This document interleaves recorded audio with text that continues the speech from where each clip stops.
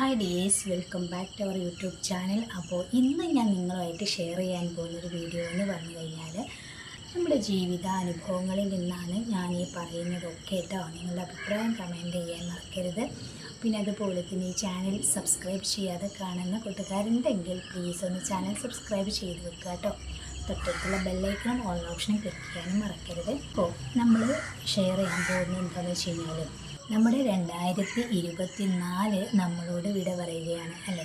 അതോടൊപ്പം തന്നെ 2025 എന്ന് പറയുന്ന ആ ഒരു വർഷം നമ്മളിലേക്ക് കടന്നു വരികയുമാണ്.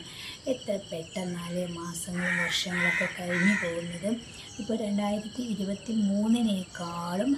പെട്ടെന്നാണ് 2024 നമ്മളോട് വിട പറഞ്ഞു പോയത്. അപ്പോൾ ഈ 2024 നമുക്ക് ഒരുപാട് സങ്കടങ്ങളുണ്ടായവരുണ്ടാകും. ഞാനും നിങ്ങളും ഒക്കെ അതിൽപ്പെട്ടതാണ്. ഒരുപാട് സങ്കടങ്ങളും പ്രയാസങ്ങളും അനുഭവിച്ചവരുണ്ടാകും ഈ ഒരു വർഷം. അതുപോലെ തന്നെ അതിയായ സന്തോഷം അനുഭവിച്ചവരുണ്ടാകും അല്ലേ. അപ്പോൾ അതൊക്കെയാണ് നമ്മളെ ഒരു വർഷത്തിൽ നമുക്ക് ഉള്ളത്. അപ്പം എന്തൊക്കെ നമുക്ക് സംഭവിച്ചു എന്നുള്ളത് ഓരോരുത്തർക്കും അത് അറിയാനായിട്ട് പറ്റും. എനിക്കതില്ല എന്നുള്ള, ഞാൻ മനുഷ്യനാണ്, എനിക്കും ഒരുപാട് കാര്യങ്ങളുണ്ടല്ലേ.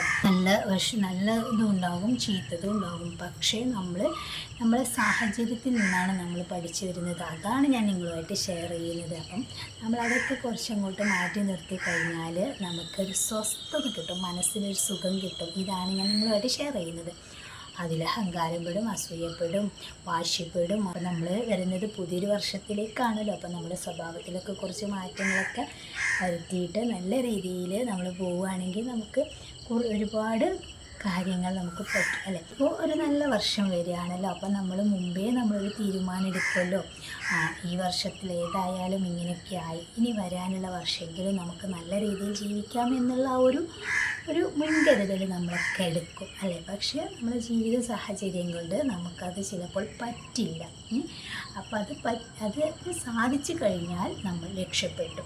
പിന്നെന്താണെന്നറിയോ, ഇതുപോലെയുള്ള ഈ ദുഷിച്ച കാര്യങ്ങൾ നമ്മൾ മാറ്റി വെച്ച് കഴിഞ്ഞാൽ നമുക്ക് ഒരുപാട് ഗുണങ്ങളെ നമുക്ക് കിട്ടുള്ളൂ.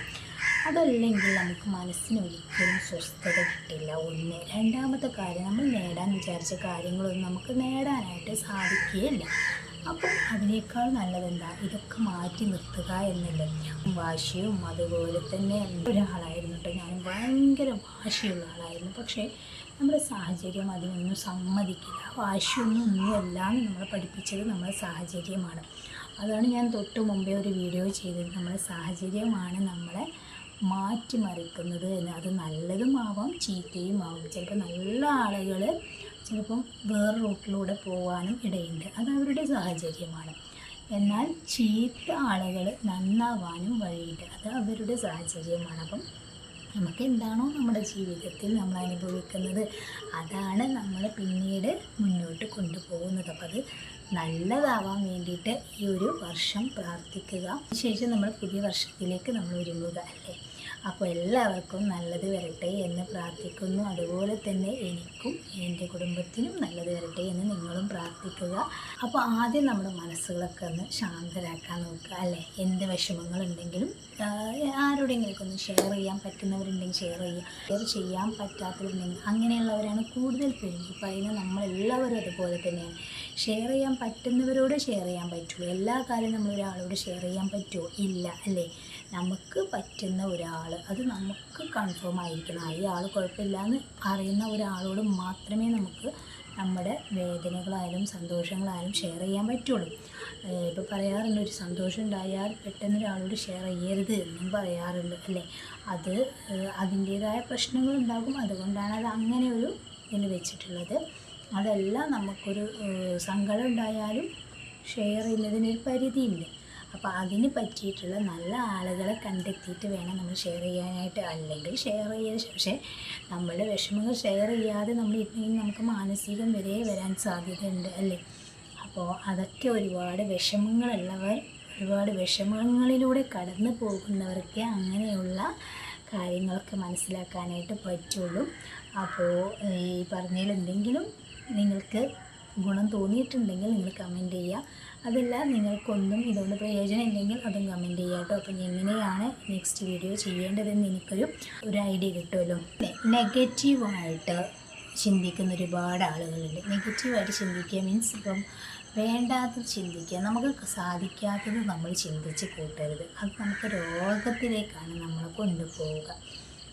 പിന്നെ ഇപ്പം സന്തോഷമുള്ള എന്തെങ്കിലും നമുക്ക് ചെയ്യാൻ പറ്റുന്ന എന്തെങ്കിലും നല്ല കാര്യത്തിലേക്ക് നമ്മൾ ആക്റ്റീവായിരിക്കുക എന്നാണ് എൻ്റെ ജീവിതം കൊണ്ട് ഞാൻ പഠിച്ചിട്ടുള്ളത് കേട്ടോ. അല്ലാതെ വേണ്ടാത്തതും കഴിയാത്തതും ചിന്തിച്ചിരുന്നിട്ട് നമുക്കത് കിട്ടില്ല, അത് സാധിക്കില്ല. അതുകൊണ്ട് നമുക്കൊരു പ്രയോജനം ഉണ്ടാകില്ല.